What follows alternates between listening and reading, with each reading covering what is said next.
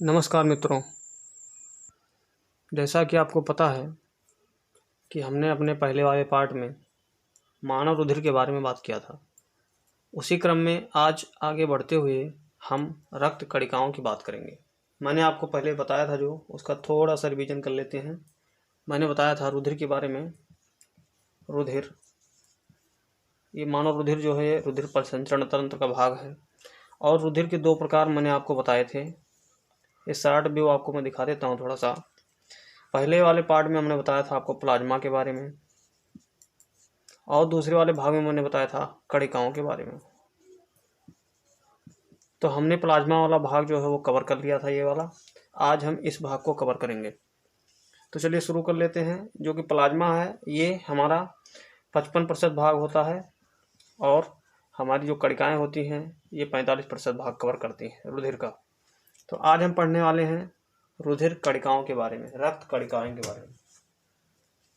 तो आइए देख लेते हैं। जो रक्त कणिकाएं हैं वो 3 प्रकार की होती हैं बेसिकली। तो उन 3 प्रकार को आज हम देखेंगे। एक बहुत महत्वपूर्ण टॉपिक है। आप लोग पेन और पेपर लेकर बैठ जाएं। इग्नोर बिल्कुल भी ना करें, एक एक पॉइंट बहुत ही महत्वपूर्ण है एग्जाम की दृष्टि से। तो आइए देखते हैं। सबसे पहला वाला भाग, रक्त कणिकाएं 3 प्रकार की होती हैं। 3 प्रकार की हम बात करने वाले हैं यहाँ पर। पहला जो प्रकार है वो है लाल रक्त कणिकाएं। लाल रक्त कणिकाएं, लाल रक्त कणिकाएं। और दूसरा है हमारा श्वेत रक्त कणिकाएं। श्वेत रक्त कणिकाएं। और जो तीसरा पार्ट है वो है प्लेटलेट्स। प्लेटलेट्स। अब हम इसकी बात करेंगे कि इसको अंग्रेजी में क्या कहते हैं। इसको कहते हैं रेड ब्लड कॉर्पसल्स, यानी इंग्लिश में इसको आरबीसी के नाम से जानते हैं। और इसको वाइट ब्लड कॉर्पसल्स यानी कि डब्ल्यूबीसी के नाम से जानते हैं। और इसको प्लेटलेट्स के नाम से ही जानते हैं, प्लेटलेट्स। अच्छा फ्रेंड्स, ये तो हर कोई जानता है, लाल रक्त कणिकाएं, श्वेत रक्त कणिकाएं और प्लेटलेट्स। लेकिन इसका दूसरा नाम एग्जाम में पूछा जाता है, जो कि बेहद ही महत्वपूर्ण है आप लोगों के लिए। तो जो दूसरा नाम है इसका वो बहुत भी मायने रखता है, तो उसके बारे में हमें जानना है। तो लाल रक्त कणिकाओं को हम जानते हैं इरिथ्रोसाइट के नाम से।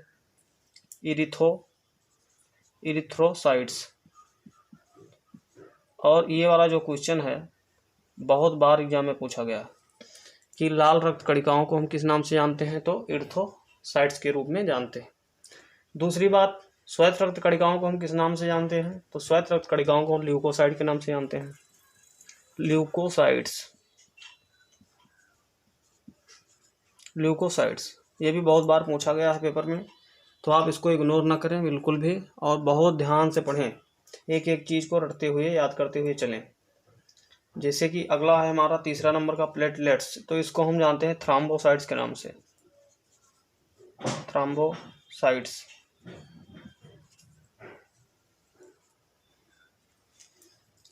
अब दोस्तों देखते हैं कि ये जो रक्त कणिकाएं हैं ये टोटल 45% हिस्सा कवर करती थी रुधिर भाग का। तो अब देखते हैं कि ये जो आरबीसी है, डब्ल्यूबीसी और प्लेटलेट्स है, ये कितना कितना भाग कवर कर पा रही हैं। तो सबसे ज़्यादा जो मात्रा होती है रक्त कणिकाओं में वो 99% लगभग आरबीसी ही होता है। सर्वाधिक होता है हमारा आरबीसी। उसके बाद में जो हमारा होता है 0.3% भाग डब्ल्यूबीसी का होता है, और 0.7% भाग प्लेटलेट्स का होता है। ये बहुत ही महत्वपूर्ण जानकारी है आप लोगों के लिए। अब हम आगे बढ़ेंगे और बात करेंगे पहले वाले की, यानी आरबीसी की। तो इसको मैं इरेज कर रहा हूँ।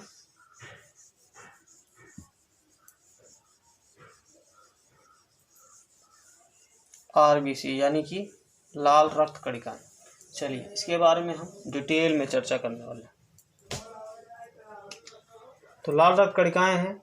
सबसे पहली बात कि इसका जीवन काल कितना होता है, बहुत बार पूछा गया है। जीवन काल, इसका जीवन काल लगभग 120 दिन होता है, 120 दिन। दूसरी बात, इसका उपनाम क्या है? उपनाम बहुत ही महत्वपूर्ण है, मैं दोबारा बता रहा हूं, इरिथ्रोसाइट। इरिथ्रोसाइट। जीवन काल 120 दिन होता है, उपनाम इरिथ्रोसाइट होता है। और इसका निर्माण कहाँ पर होता है? इसका निर्माण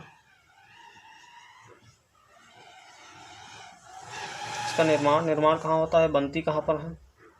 तो ये बनती है लाल अस्थि मज्जा में। लाल अस्थि मज्जा यानी कि रेड बोन मैरो, वहाँ पर ये बनती है, इनका निर्माण वहीं पर होता है। अच्छा, उसके बाद अब हम देखते हैं इसका विनाश कहाँ होता है। इसका विनाश कहाँ पर होता है? तो इसका विनाश होता है दोस्तों स्प्लीन। स्प्लीन यानी कि प्लीहा में। प्लीहा या इसे तिल्ली भी कह देते हैं। और आरबीसी के विनाश होने के कारण ही, आरबीसी का जो विनाश होता है वो प्लीहा में होता है। इसीलिए यहाँ पर एक महत्वपूर्ण पॉइंट है, इसीलिए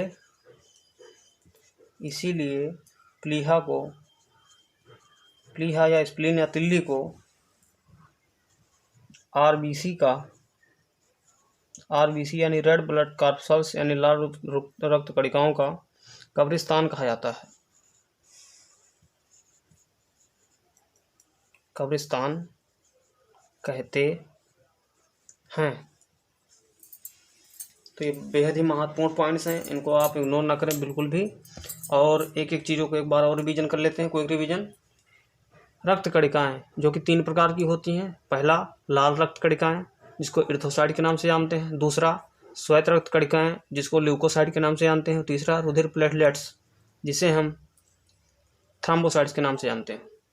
तो फ्रेंड्स, जो हमारा आरबीसी है उसकी मात्रा हमारे शरीर में सबसे ज़्यादा होती है। इसकी मात्रा लगभग 99% होती है। और जो दूसरा हमारा है डब्ल्यूबीसी की मात्रा 0.3% होती है। और जो तीसरा है हमारा प्लेटलेट्स, उसकी मात्रा 0.7% होती है। अब हम बात करेंगे लाल रक्त कणिकाओं की। इसका जीवन काल जो होता है 120 दिन का होता है। इसका उपनाम इरिथ्रोसाइट होता है। इसका निर्माण लाल अस्थि मज्जा में होता है। विनाश इसका स्प्लीन में होता है यानी प्लीहा में होता है। इसीलिए प्लीहा को हम आरबीसी का कब्रिस्तान भी कहते हैं। ये वाला बहुत ही महत्वपूर्ण है, कई बार पेपर में पूछा गया है, इसलिए इसको बहुत ध्यान से समझते चलें। चलिए आगे कुछ पॉइंट और लेते हैं इसमें।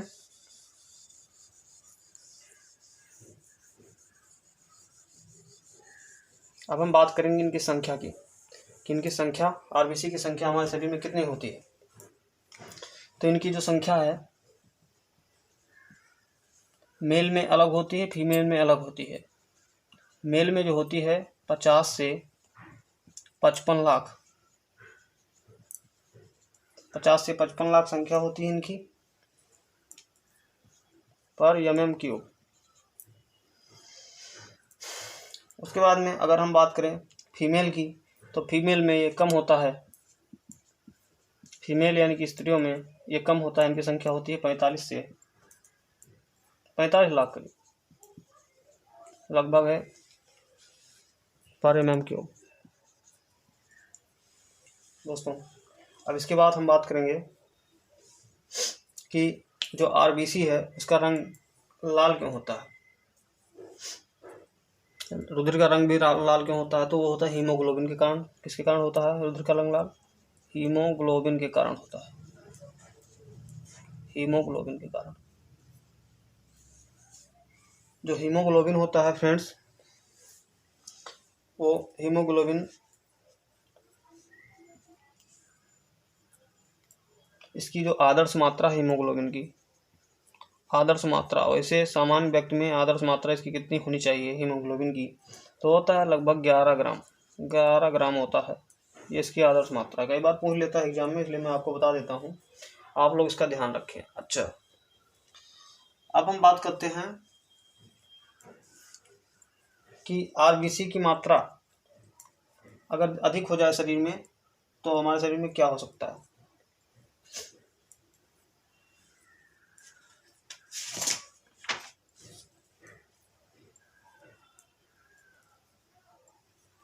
चलिए अब हम आगे बात करेंगे तो सबसे अधिक आरबीसी किसमें पाया जाता है? सबसे अधिक आरबीसी किसमें होता है, किस जानवर में होता है? तो सबसे अधिक जो आरबीसी है वो ऊंट में पाया जाता है, ऊंट में पाया जाता है। और सबसे कम आरबीसी, सबसे कम आरबीसी जो पाया जाता है वो पाया जाता है कुत्ता और मेंढक में, कुत्ता या मेंढक। सबसे अधिक आरबीसी पाया जाता है ऊंट में और सबसे कम आरबीसी किसमें पाया जाता है? कुत्ता और मेंढक में पाया जाता है। अच्छा, अब हम बात करेंगे कि सबसे बड़ी आरबीसी और सबसे छोटी आरबीसी वो किसमें पाया जाता है? सबसे अधिक आरबीसी ऊंट में, सबसे कम आरबीसी कुत्ता और मेंढक में, लेकिन सबसे बड़ी आरबीसी और सबसे छोटी आरबीसी वो किस जानवर में पाया जाता है? तो उसके बारे में बात कर लेते हैं। कई बार पूछा गया है एग्जाम में, इसलिए बता देता हूँ। सबसे बड़ी आरबीसी पाया जाता है यगफी यूफा नामक कछुआ में। यगफी यूफा नाम का एक कछुआ है, नामक कछुआ में पाया जाता है, कछुआ में पाया जाता है। अच्छा, अब हम बात करें सबसे छोटी आरबीसी किसमें पाई जाएगी? सबसे छोटी आरबीसी, तो फ्रेंड्स सबसे छोटी आरबीसी जो है वो पाया जाता है कस्तूरी मृग में, कस्तूरी मृग में। अच्छा, अब हम बात करेंगे आरबीसी की कमी से कौन सा रोग हो सकता है। तो अगर हमारे शरीर में आरबीसी की कमी हो जाए, आरबीसी की कमी, तो आरबीसी की कमी से हमारे हो सकता है शरीर में अरक्तता, अरक्तता जिसे एनीमिया कहते हैं, और बहुत अधिक कमजोरी हो जाती है शरीर में हमारे,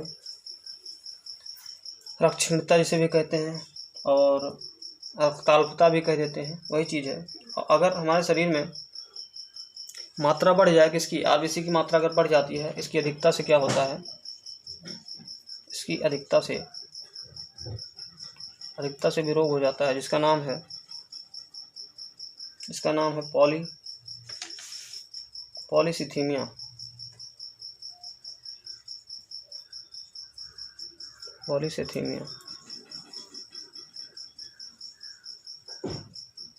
पॉलीसिथीमिया नामक रोग हो जाता है। तो ये बात हुई हमारे आरबीसी की बात हुई। अच्छा, कुछ पॉइंट इसमें और भी हैं, जैसे कि हीमोग्लोबिन के बारे में कुछ पूछ लेता है कई बार। जो आरबीसी का रंग लाल होता है वो हीमोग्लोबिन के कारण होता है, मैंने बताया था, लेकिन हीमोग्लोबिन का वास्तविक रंग क्या होता है? ये क्वेश्चन पूछा गया कई बार। जो हीमोग्लोबिन है, हीमोग्लोबिन का रंग कैसा होता है? कई बार पूछा गया है, तो इसलिए मैं आपको बताता हूँ।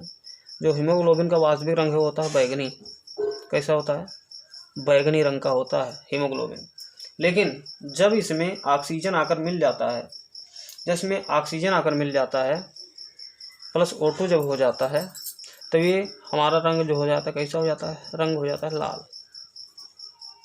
ठीक है, तो ये वही बात हमारी आरबीसी। अब आरबीसी का काम क्या है? अच्छा, एक बात और कि जो मापक यंत्र है, आरबीसी का मापक यंत्र, आरबीसी को मापा किससे जाता है, तो उसके बारे में बात करेंगे हम। आरबीसी का मापन कैसे करते हैं उसके बारे में देख लेते हैं।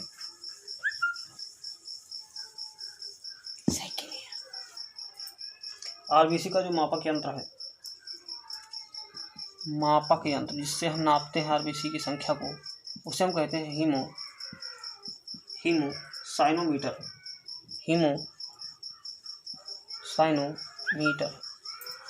हीमोसाइनोमीटर से हम आरबीसी की संख्या ज्ञात कर सकते हैं। अच्छा, इसका आकार कैसा होता है? इसके आकार की बात करें अगर हम, तो उभयावतल होता है। उभयावतल इसका आकार होता है। और इसकी कार्य की अगर बात करें, आरबीसी का कार्य क्या है, तो कार्य ये करता है ऑक्सीजन का संवहन करता है। ऑक्सीजन का संवहन, हमारे पूरे शरीर में ऑक्सीजन को दौड़ाने का काम करता है। कौन करता है? आरबीसी। तो उम्मीद है आपको हमारी वीडियो पसंद आ रही होगी।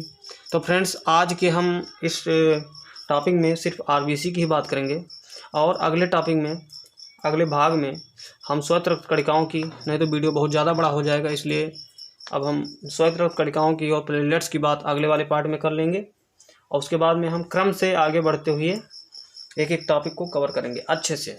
तो फ्रेंड्स, उम्मीद है आपको वीडियो पसंद आई होगी। आप हमारी वीडियो को अगर आपने सब्सक्राइब नहीं किया तो सब्सक्राइब करें और लाइक करें वीडियो को, और अन्य दोस्तों के साथ भी शेयर करें, क्योंकि हम आपको पूरा सिलेबस कवर कराने वाले हैं, साइंस का हो, चाहे साइकोलॉजी हो, चाहे जो भी सब्जेक्ट हो।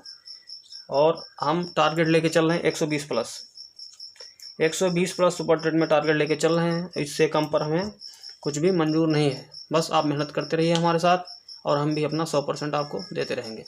धन्यवाद।